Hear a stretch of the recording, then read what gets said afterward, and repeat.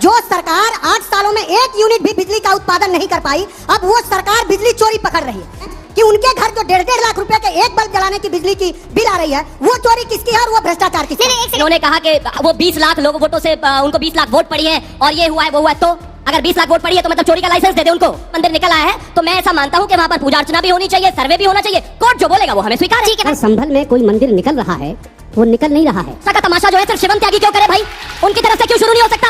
जब पता है कि वहाँ पर मंदिर है तो पहले दिन ही छोड़कर खड़े हो जाइए ना। इन्होंने वाले पैनलिस्ट हैं वो तो बाबर और अकबर दोनों को ही बहुत मानते हैं, कहते हैं कि हम उन्हीं के वंशज हैं। ये कहा कि बाबर की औलाद है, मैंने कहा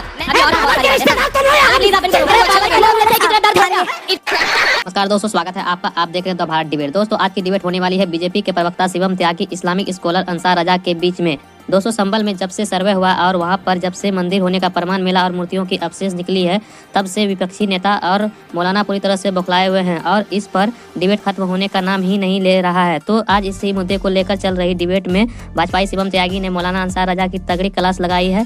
खैर दोस्तों डिबेट काफी मजेदार होने वाला है। आपसे अनुरोध है कि वीडियो को अंत तक जरूर देखना। अगर आप चैनल पर पहली बार आए हैं या चैनल को अभी तक सब्सक्राइब नहीं किया तो चैनल को सब्सक्राइब जरूर कीजिएगा। चलिए दोस्तों मेन वीडियो को स्टार्ट करते हैं। चलिए शुरू करते हैं। क्या है ये मामला? अभी तो मंदिर मस्जिद ये निपटाना था, यहाँ पे अलग ही कहानी शुरू हो गई है। आज उनके घर की 3 सीढ़ियां तोड़ी गई हैं अवैध निर्माण की वजह से। वकील भी तुम हो, दलील भी तुम हो और जिसे चाहो हलाल कर दो, जिसे चाहो हराम कर दो। तो भारतीय जनता पार्टी की सरकार है, किसी को कुछ भी हो सकता है। अगर बिजली का सवाल है, चूंकि योगी आदित्यनाथ जी उत्तर प्रदेश में, उनसे हमारे नेता ने लगातार ये पूछा, उत्तर प्रदेश के, चूंकि उत्तर प्रदेश में आपका चैनल है, संस्थान है, दुनिया भर में देखा जाता है, ये सब युवा भी हैं, हमारे नेता ने लगातार ये सवाल पूछा कि योगी आदित्यनाथ जी आपने अगर 7 साल से उत्तर प्रदेश के मुख्यमंत्री हैं, लगभग 8 सालों से, क्या आपने एक भी 3x660 critical thermal power plant बनाया? जो सरकार 8 सालों में 1 यूनिट भी बिजली का उत्पादन नहीं कर पाई, अब वो सरकार बिजली चोरी पकड़ रही है। चूंकि सरकार किसी को बिजली दे नहीं पाई, जियाउर रहमान साहब जो हमारे सांसद हैं, असल में उनका जो मेन जो बात है कि उन्हें ये करना है कि हिंदू मुसलमान करना है। योगी आदित्यनाथ से उत्तर प्रदेश के वैसे किसान परिवार और ग्रामीण अंचल के लोग ये जानना चाह रहे हैं कि उनके घर जो 1.5 लाख रुपए के एक बल्ब जलाने की बिजली की बिल आ रही है, वो चोरी किसकी है और वो भ्रष्टाचार किसका है? नहीं, एक सेकंड सर, देखिए मनोज जी, बात धौंस की है। बात ये है कि क्या आप इलाके में लोगों को डरा कर रखते हैं? क्या जो 1947 में वहां पर 45% हिंदू आबादी थी, अब 15% हो गई है, उसकी वजह ये धौंस है? मस्जिद की बिजली चोरी कर रहे हैं क्योंकि योगी आदित्यनाथ ने प्लांट नहीं लगाया है, ये कौन सा दलील है? नहीं है, आपने बात ठीक कहा। अब आप आंकड़े की बात कर रही हैं कि धौंस की बात है। जो हमारे सांसद है जियाउर जी, वो किसी धौंस से नहीं है। आप उस जनमानस का और उस जनता के चयन का आप अपमान कर रही हैं। उनको 25 लाख लोगों ने चुना है, तब वो सांसद चुन के आए हैं। वो धौंस किस बात का देंगे? अगर सरकार ने वहां मीटर ना पाया होता, उनके घर पर सोलर प्लांट था, ये खबर किसी ने नहीं दिखाई कि जियाउर बर्क रहमान के छत पर 10 किलोवाट का सोलर प्लांट भी लगा हुआ और कोई काम बचा नहीं है। और ये काम सिर्फ काका जी अब आपको नहीं सिखा रहे हैं, अब ये काम आपको मोहन भागवत जी समझा रहे हैं। वो कह रहे हैं कि अयोध्या के बाद ये तय हो गया था कि हर जगह हम लोग शिवलिंग ढूंढते नहीं रहेंगे, हर जगह मंदिर नहीं खोजेंगे। ये नए नए शत्रुता फैलाकर हिंदू नेता बनने की कोशिश कर रहे हैं। ये मोहन जी किसके लिए कह रहे हैं? संघ प्रमुख जी किसके लिए कह रहे हैं? योगी जी के लिए।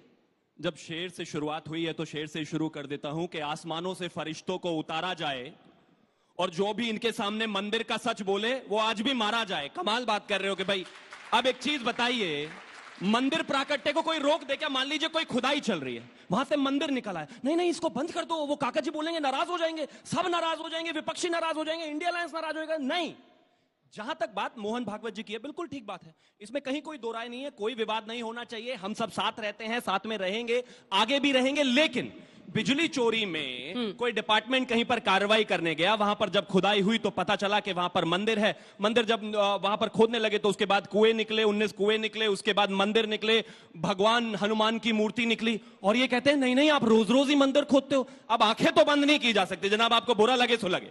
अब आगे आता हूं।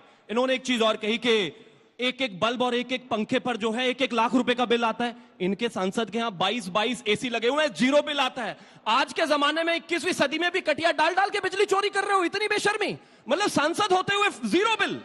मतलब कमाल कर दिया भाई। चोरी अगर करोगे तो माफ कीजिए, उस पर तो सजा मिलेगी, आप चाहे सांसद हो, आप चाहे समाजवादी पार्टी से आते हो, आप चाहे किसी से भी आते हो। और दूसरी एक और बात, इन्होंने कहा कि वो 20 लाख लोग वोटों से उनको 20 लाख वोट पड़ी है और ये हुआ है वो हुआ है। तो अगर 20 लाख वोट पड़ी है तो मतलब चोरी का लाइसेंस दे दे उनको। चाहे 20 लाख वोट पड़ी हो, चाहे 2 लाख वोट पड़ी हो, चाहे सांसद हो, चाहे समाजवादी का हो, चाहे कांग्रेस का हो, या फिर किसी और पार्टी का भी हो, अगर चोरी करोगी तो पकड़ा जाएगा, नंबर 1। और नंबर 2, अगर मंदिर निकलता है कानूनी तौर से, हम नहीं कह रहे हैं कि जोर जबरदस्ती, लड़ाई झगड़ा ये सब करने की आवश्यकता है, लेकिन अब अगर आंखों देखी सामने मंदिर निकल आया है तो मैं ऐसा मानता हूं कि वहां पर पूजा अर्चना भी होनी चाहिए, सर्वे भी होना चाहिए। कोर्ट जो बोलेगा वो हमें स्वीकार है। ठीक है। जैन साहब से एक बात पूछना चाहता हूं कि किसी आदमी ने आपको मना किया है कि आप फाइल मत खोलिए, आपने सपने में देखा है? आपको सपना बहुत आता है आजकल। सुन ली, देखिए आप बोल रहे थे तो मैं इत्मीनान से सुन रहा था। आपको सपने भी आते हैं कि इस मस्जिद के नीचे मंदिर है, वो भी आप मीडिया में बयान कर देते हैं। दूसरा, अगर संभल में कोई मंदिर निकल रहा है, वो निकल नहीं रहा है, वो ऑलरेडी था वहां पहले से, और उस मंदिर पर किसी ने कोई ऑब्जेक्शन नहीं किया। आप जाइए पूजा कीजिए, कौन मना कर रहा है आपको? दूसरी चीज, आप बार बार एक बात कहते हैं मेरी ये मनोकामना है, तो पूरा देश खोद डालिए, और तो कोई काम बचा नहीं है यहां। अब आ जाते हैं आपके जो संभल में चोरी पकड़ी गई, मुझे नहीं पता किसने चोरी की, क्या नहीं चोरी हो रहा, मुल्क में सबको पता है क्या क्या चोरी हो रहा है। मैं सिर्फ एक बात आपसे जानना चाहता हूं, क्या आपकी मनोकामना हिंदुस्तान के सुप्रीम कोर्ट से बड़ी है? और अगर आपकी मनोकामना सुप्रीम कोर्ट से बड़ी है तो इसी हिंदुस्तान में अभी 10 दिन पहले 122 डेटें लगने के बाद एक आदमी ने आत्महत्या कर ली। 122 डेट लगी 2 साल में, और यहां 24 घंटे में खेल हो गया। चलो भाई देखो अब मैं क्या करता हूं। संभल का मुद्दा उठाना है। नहीं, हम तो लाए नहीं, कोर्ट में से आया मुद्दा, लेकिन मैं एक चीज वहीं से शुरू करना चाहता हूं। सबने बोला, एक चीज बताइए, अंसार रजा साहब और आप जो दूसरे हैं और आप जो दूसरे हैं, ये अमन की आशा का तमाशा जो है सिर्फ शिवम त्यागी क्यों करे भाई? उनकी तरफ से क्यों शुरू नहीं हो सकता? जब उनको पता है कि वहां पर मंदिर है तो पहले दिन ही छोड़कर खड़े हो जाइए ना। इन्होंने कहा कि कोर्ट ने एक दिन में फैसला दे दिया, जज पर सवाल उठाया उन्होंने। 1822 में पहली बार राम मंदिर के फैसले के लिए हम कोर्ट में गए थे, 100 साल लगे, हमने तो अपना पेशेंस नहीं खोया, हमने तो पूरे 100 साल इंतजार किया। आज इनको 1 सेकंड में दिक्कत हो गई। प्लीज, मैं बीच में नहीं बोला अनुजा जी, मैं बीच में नहीं बोला।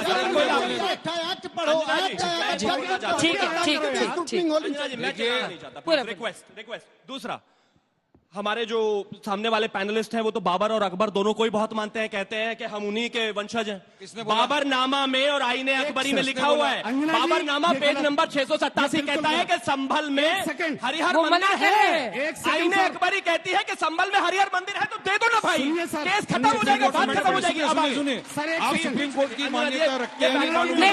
आप उनको वंशज बोलिएगा, वो कह रहे हैं कि हम बाबर के वंशज हैं, हम मना कर रहे हैं। हमारा डीएनए है, वीडियो दे दूंगा, सुन लेना। तो बोलने दो, बीच में इस तरह का तमाशा, ये झूठ फैला करके आपकी जगह में तालियां बटोरना, ये तुम्हारी आदत है। आप ये बताओ, किसने कहा? इसके बाद जवाब, किसने कहा कि बाबर की औलाद है? किसने कहा? मैंने कहा वंशज है, डीएनए है। किसने कहा? अभी कहा आपने, अभी कहा आपने, अभी कहा बोलते हो। मैं डिबेट करना ही नहीं चाहता। अंजना जी, अभी और बाबर के रिश्तेदार तुम हो या हम? प्लीज आप इनको रोकिए। बाबर का नाम सावरकर की औलाद देख रहे हैं बाबर का नाम लेते ही कितना दर्द हो गया। इतना दर्द तो वंशजों के बाद ही होता है। मैंने नहीं बोला भाई, मैंने नहीं बोला, मतलब एक नाम का ले दिया, चिल्लाने लगे। इतना अभी तक किसी के नाम पे नहीं चिल्लाया जितना बाबर के ऊपर चिल्ला रहे हैं। रुकिए थोड़ा सा, जल्दी पूरा जल्दी, टाइम वेस्ट होता है। संभल में सिर्फ 1978 में दंगे नहीं हुए, 36 में हुए, 47 में हुए, 48 में हुए, 58 में हुए, 69 में हुए, 72 में हुए, 78 में हुए, 84 में हुए। हर दंगे में वहां पर हिंदू मारे गए। ये सब लोग ऊपर ऊपर से करके चले गए। मैं थोड़ा सा आपको डिटेल देता हूं। वहां पर एक दंगा हुआ होली जलाने को लेकर, वहां पर 184 हिंदुओं की डेथ हुई। वहां पर एक जो बनवारी लाल जो बनिए थे उनको कहा जाता था, उन्होंने कुछ हिंदुओं को छुपा दिया एक घर में। 24 हिंदुओं को उस घर में से निकालकर उनको वहीं मार दिया गया, आग लगा दी गई। बनवारी लाल के हाथ पैर सारे काट दिए गए। काटने के बाद जब वो केस चला तो केस में 40 लोग सबूतों के अभाव में बरी हो गए। आज यहाँ पर ये भाषण दे रहे हैं कि उसको क्यों उठाते हो? राजीव जी कंप्यूटर लेकर आए थे, और इसके अलावा नेहरू जी ने जो है एम्स बनाया था, तब नहीं जाते पास में। आज हम कहते हैं कि किसी के लिए इंसाफ होना चाहिए, तो इनको दर्द होता है क्यों भाई? अंजना जी मुझे बोलने दो। क्यों? अरे 10 सेकंड सुनो। वारिस पठान, देश के नागरिकों मुसलमान लगा हुआ है। अगर इस देश के नागरिकों को मारने वाले आतंकवादी के लिए कोर्ट खुलेगा 4 बजे, तो इस देश के हर किसी व्यक्ति के लिए 4 बजे कोर्ट खुलेगा और खुलना चाहिए। खुलना चाहिए, आतंकवादी नहीं है, खुलना चाहिए। आपका कानून ऐसे तो नहीं हुआ, खुलेगा आतंकवादी है। जैसे कोर्ट को हमने माना, जैसे कोर्ट को 100 करोड़ हिंदुओं ने माना, आपको भी मानना पड़ेगा। सवाल नहीं उठा सकते। दोस्तों वीडियो को अंत तक देखने के लिए धन्यवाद। आज का ये डिबेट वीडियो आप लोग को कैसा लगा, आप लोग कमेंट सेक्शन में अपनी राय जरूर लिख सकते हैं। अगर आप लोग अभी तक चैनल को सब्सक्राइब और वीडियो को लाइक नहीं किया तो वीडियो को लाइक, चैनल को सब्सक्राइब जरूर से कीजिएगा। चलिए दोस्तों, मिलते हैं कोई और लेटेस्ट डिबेट वीडियो में, तब तक के लिए जय हिंद, जय भारत, वंदे मातरम।